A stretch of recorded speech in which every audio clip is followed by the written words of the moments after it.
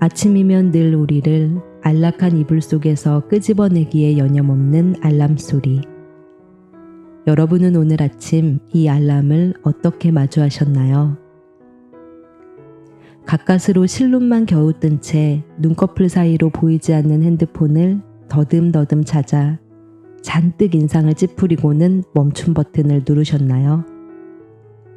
혹은 눈도 뜨지 못한 채 그저 알람 소리를 피해 베개 밑에 머리를 파묻고 제발 5분만 더를 외치다 더 이상 미룰 수 없는 시간이 되어서야 결국 일어나 출근 준비를 하진 않으셨나요? 대부분의 사람들은 아침에 알람이 울리면 별 생각 없이 멈춤 버튼을 누릅니다. 하지만 버튼을 누르는 것은 비단 그 순간에만 영향을 미치는 행동이 아닌데요. 이 행동은 우리가 지키기로 한 약속들을 실천하지 않아도 괜찮다고 잠재의식에 프로그래밍 하는 것이기 때문이죠.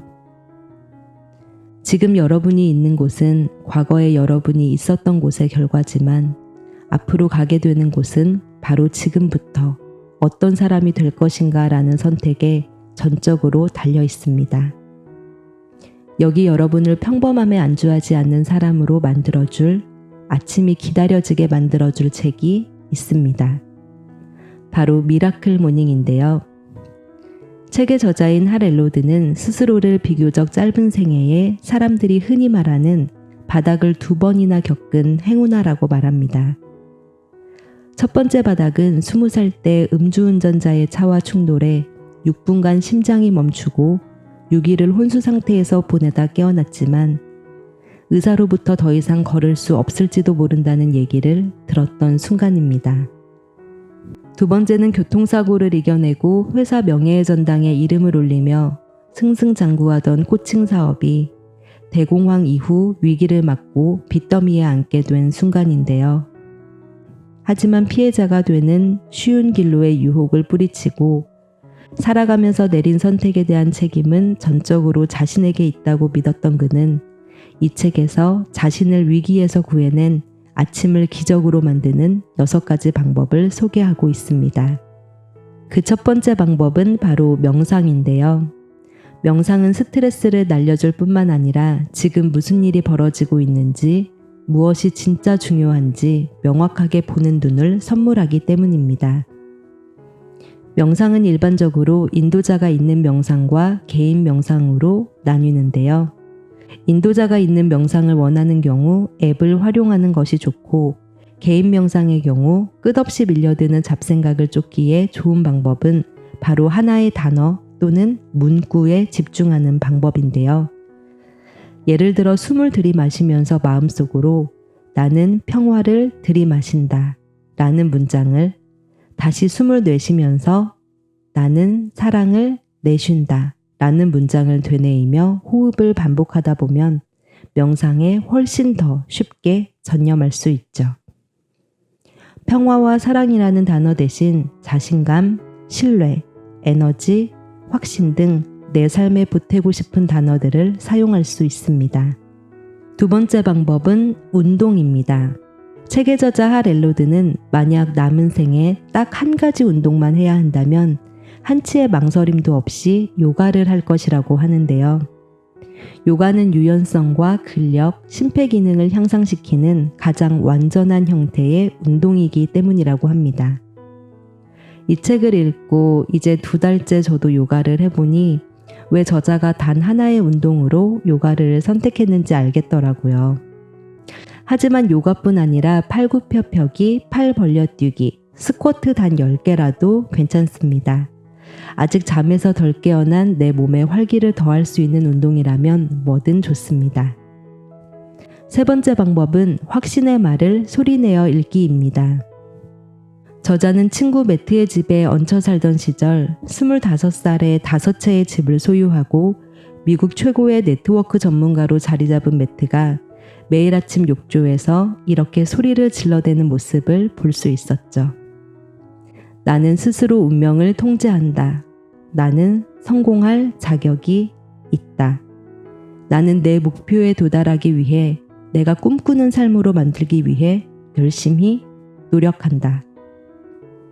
확신의 말은 반복을 통해 잠재의식에 프로그래밍 되어 그 말을 믿게 되고 그 믿음에 따라 행동하게 됩니다.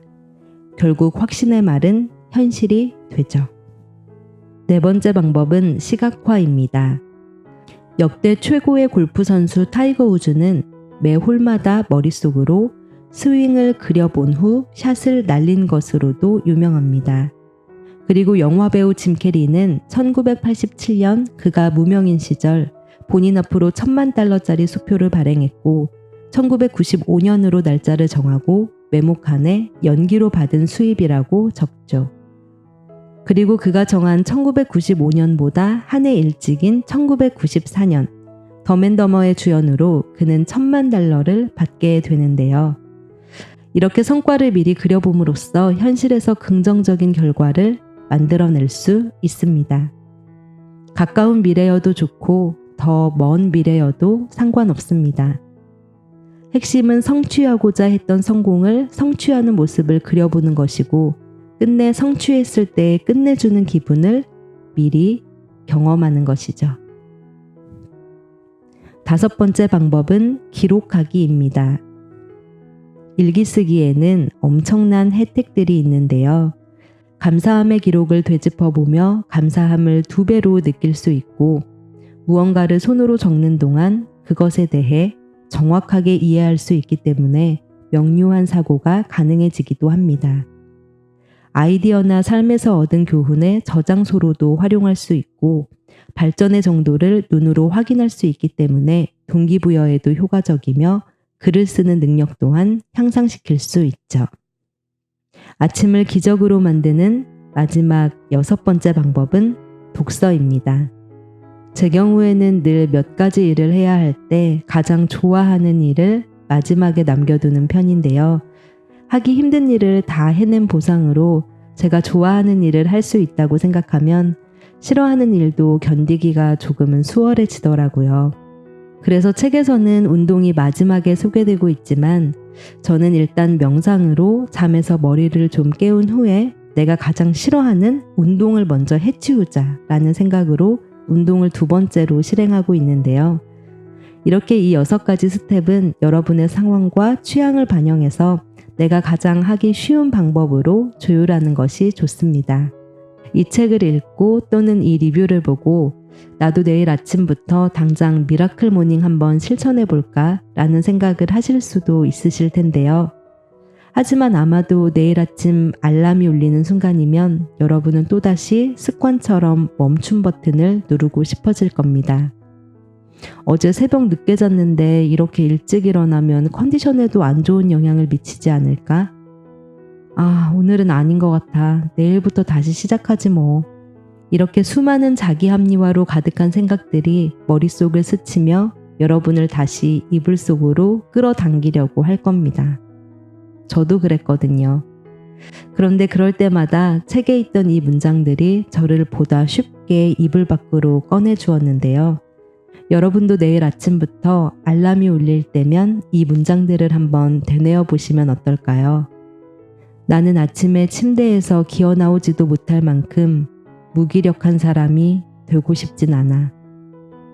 알람을 끄기 위해 정지 버튼을 누르고 침대에서 뭉구적거리는 행동은 내가 누릴 수 있던 멋진 하루와 위대한 삶을 거절하고 한 걸음 물러나는 것과 마찬가지야. 나는 배우고 계획한 것을 실행하지 않는 95%의 무책임한 사람이 아니야. 부끄럽지만 저는 이 책을 3번이나 읽었는데요. 2017년 4월쯤이었던 것 같아요. 이 책을 처음 집어들었을 때는 처음 몇 페이지를 읽다가 나는 아침형 인간은 아니야. 나는 새벽에 일할 때 더 생산성이 높아. 라는 확신과 함께 책을 덮었었고요. 2019년 12월 강하게 내 삶을 바꾸고 싶던 어느 날 다시 이 책을 끝까지 읽고 35일간 미라클 모닝을 실천했었습니다. 그러나 올해 초 독감으로 일주일 정도를 고생하며 그렇게 19일 동안 미라클 모닝은 제게 다시 다른 사람의 이야기가 되었었죠.